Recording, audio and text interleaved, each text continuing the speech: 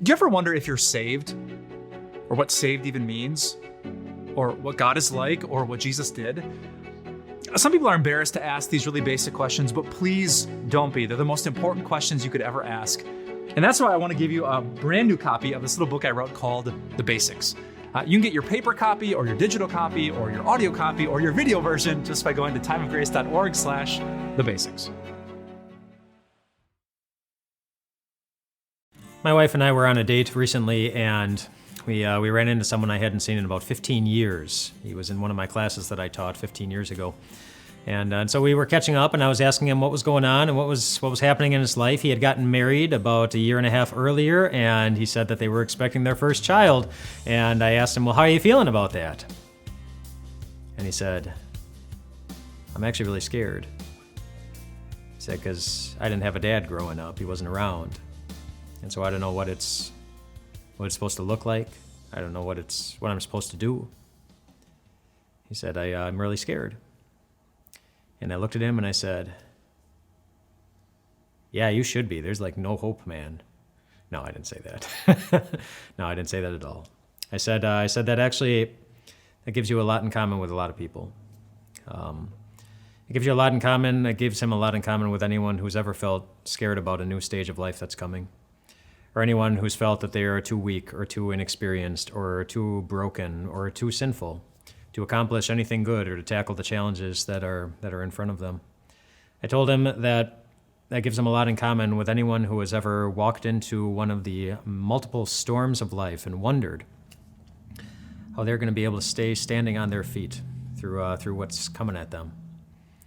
I told him that gives him a lot in common with anyone who's ever needed to hear Jesus' words in Matthew chapter 7.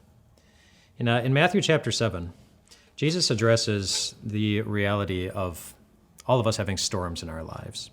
That there are things that rattle us, things that shake us to the core, things that make us wonder if we're going to be able to stay standing on our feet. Being a new dad is just one of a gazillion things that can make you feel unsettled or scared. But Jesus' love for us is so great, and he wants us to be able to stay standing and promises that we can. When we listen to the words that he gives us in Matthew chapter 7, where he says this, he says, therefore everyone who hears these words of mine and puts them into practice is like a wise man who built his house on the rock. The rain came down, the streams rose, the winds blew and beat against that house, yet it did not fall because it had its foundation on the rock. But everyone who hears these words of mine and does not put them into practice is like a foolish man who built his house on sand. The rain came down, the streams rose, the winds blew and beat against that house, and it fell with a great crash. Two houses, built of similar materials, going through the same storms. One falls with a great crash. But this week, Jesus is going to tell you how you can stay standing through all of your storms.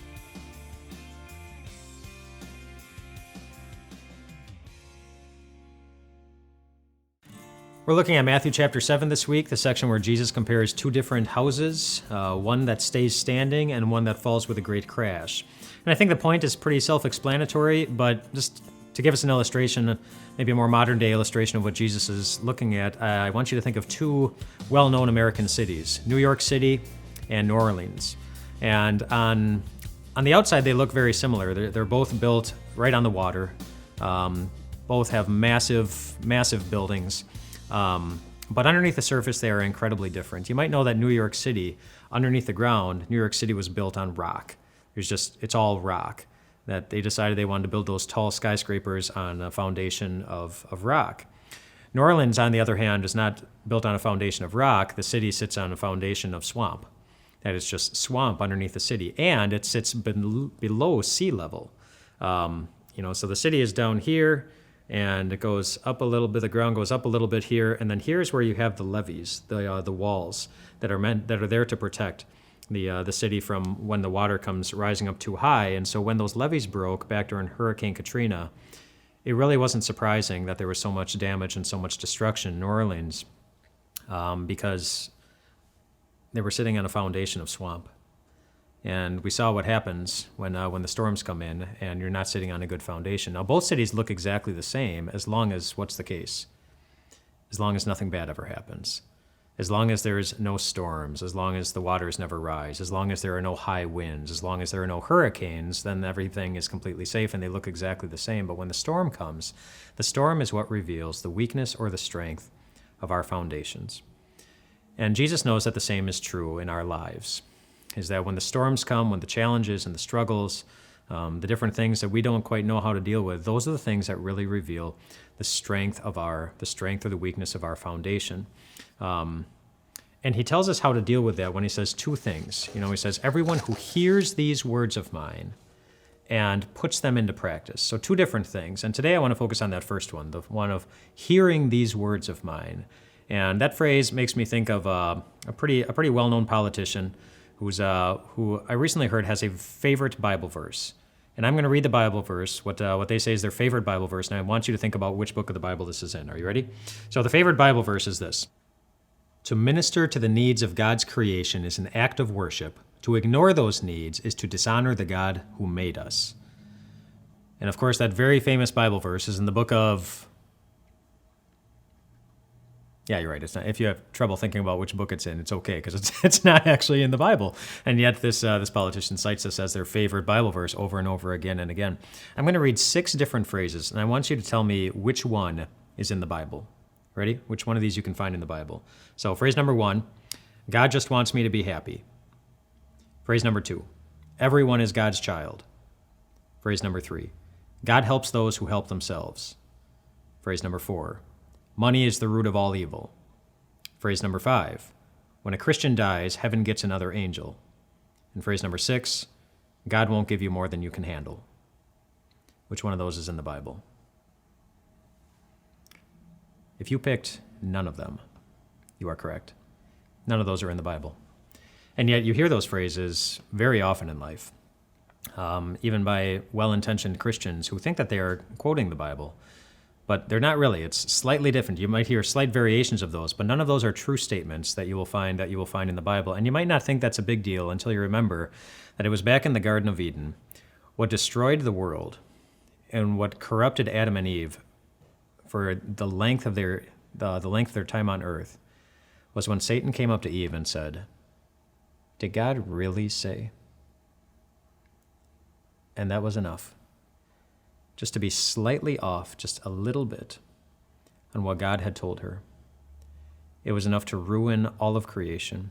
It was enough to fill all of our lives and the lives of our families with sin that is so horrible and so destructive. Did God really say? In the book of John, Jesus says this.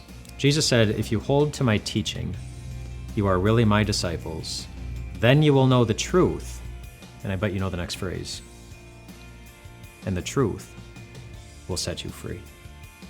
We hold to his teaching when we define truth by what Jesus says to us. Nothing more, nothing less. And Jesus promises that the result is that our hearts will be set free.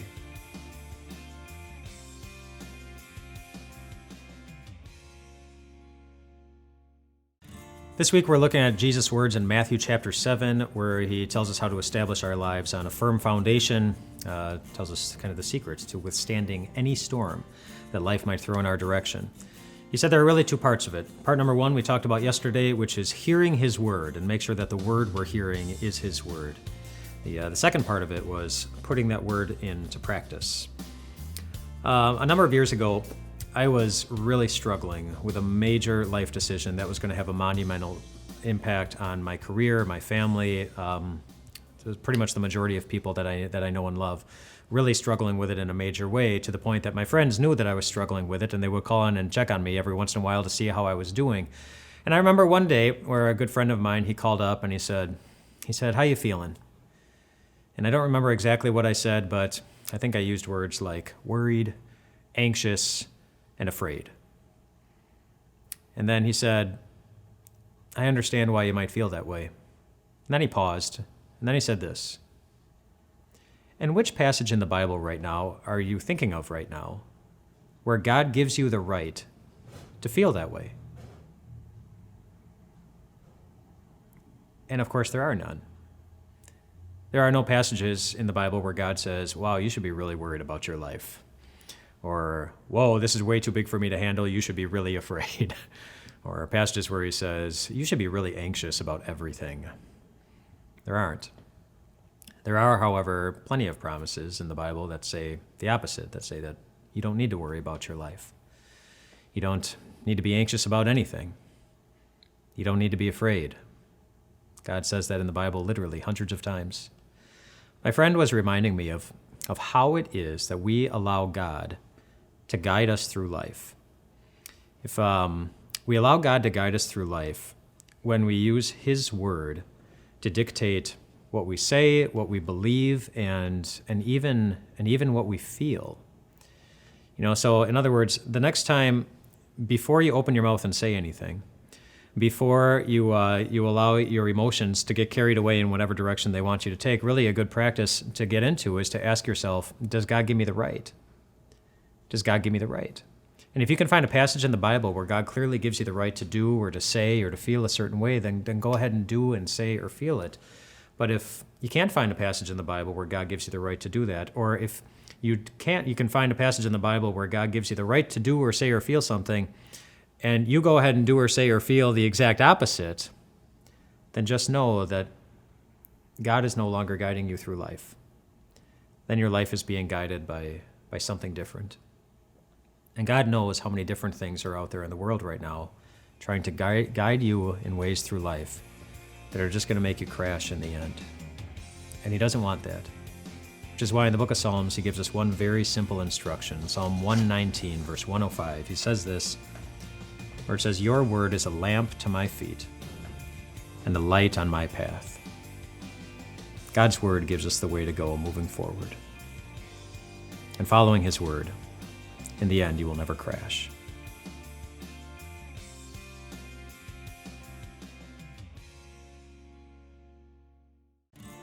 We're in Matthew chapter 7 this week, looking at Jesus' words about building a house on a solid foundation.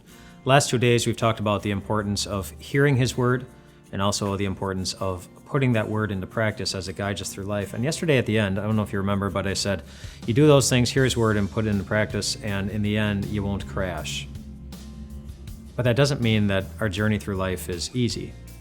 It doesn't mean that we won't sometimes feel beaten up on. Because there are any number of things in life that can make us feel that way.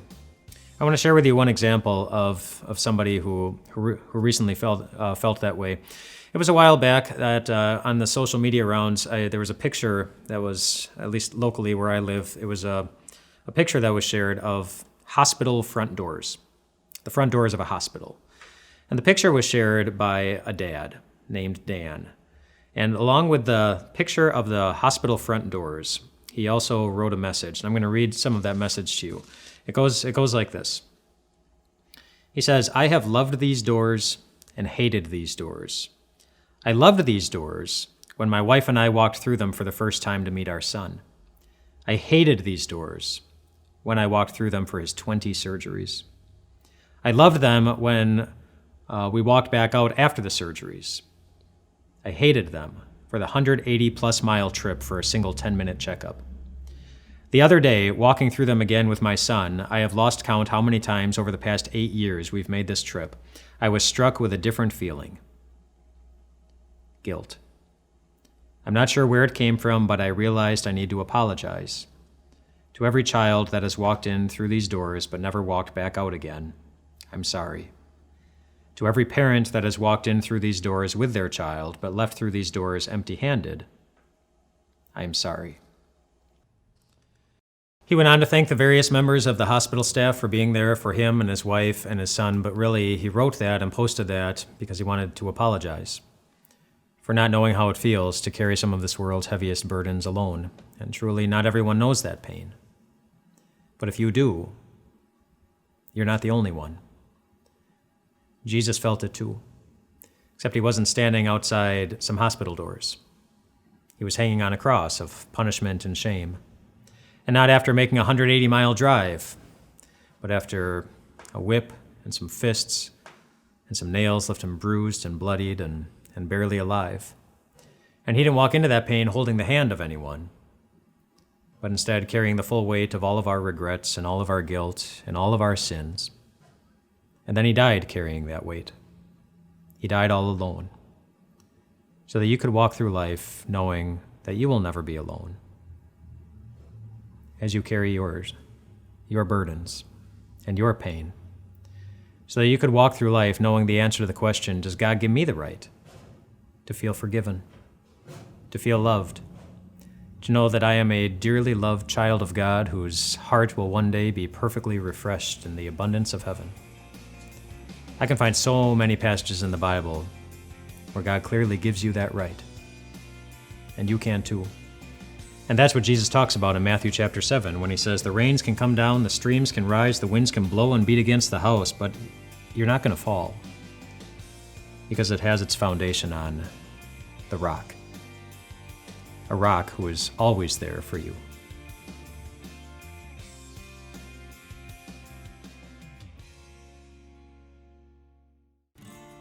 In the state of Nebraska, there is a tiny little town called Pilger, which has just under 400 residents. And back in 2014, little Pilger was annihilated not just by one tornado, but by multiple tornadoes at the exact same time.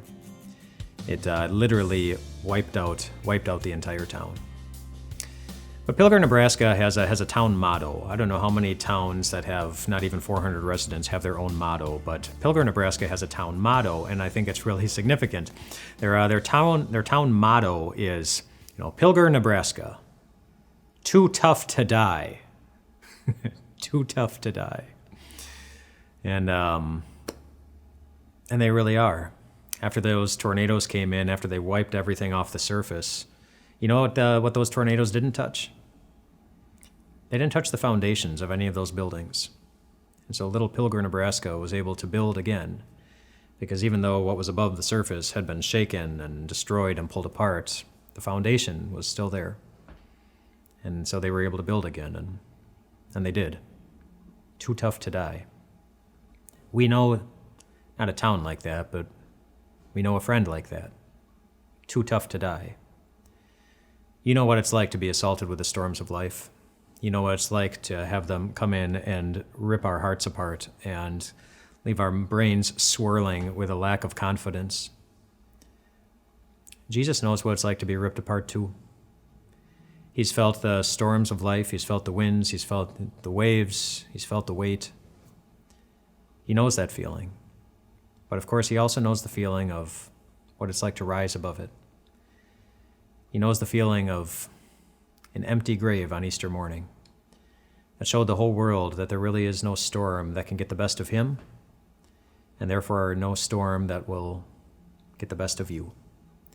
The empty grave on Easter morning gives the gift of hope to anyone who's looking for a fresh start, looking for a relationship to be reborn or renewed. It gives us a place where we can always go back, no matter what kind of damage the storms of life have done, and a place where we can start building again, piece by piece, brick by brick, Bible passage by Bible passage, promise by promise.